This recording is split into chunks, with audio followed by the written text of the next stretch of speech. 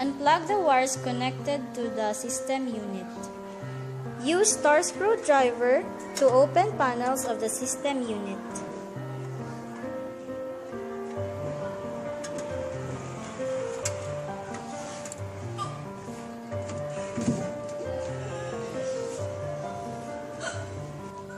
Unplug the wires attached to the motherboard.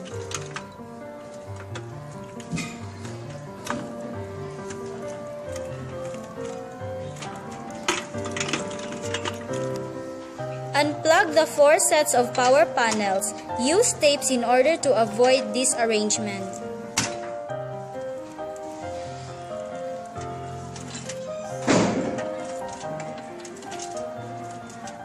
Remove the RAM from the motherboard.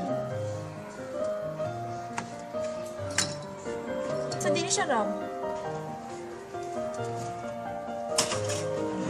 Remove the hard drive.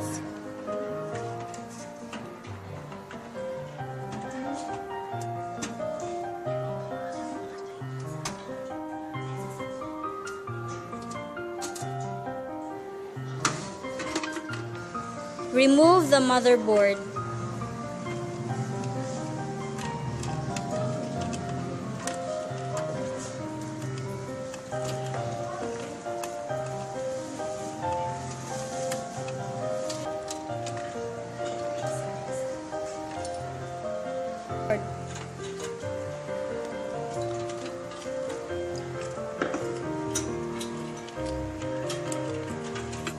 Remove the CPU fan and heatsink from the MB.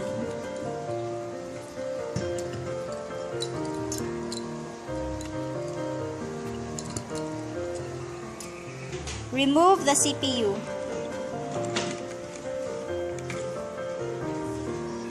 Lastly, clean the parts.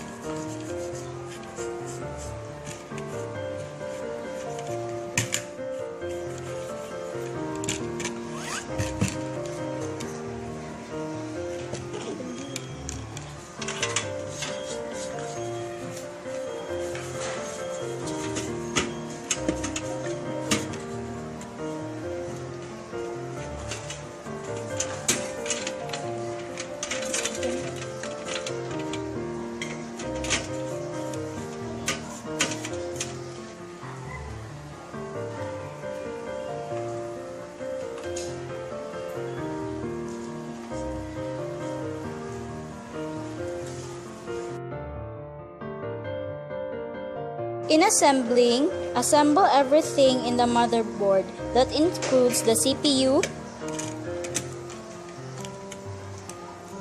the heatsink,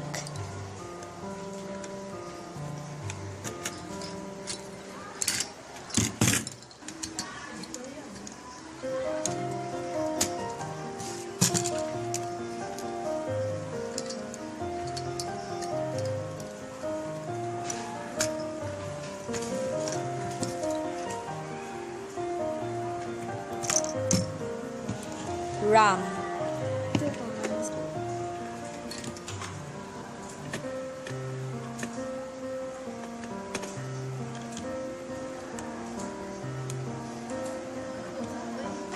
Install the motherboard.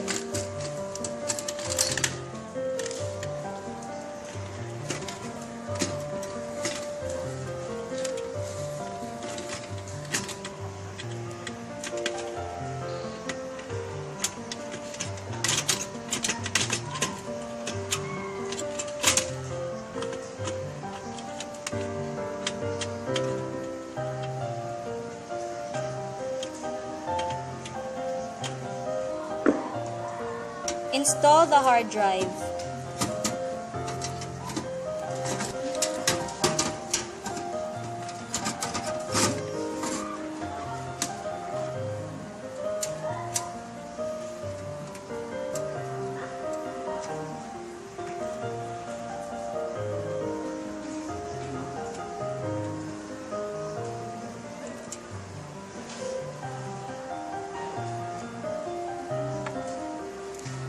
Install 4 sets of power panels to the motherboard.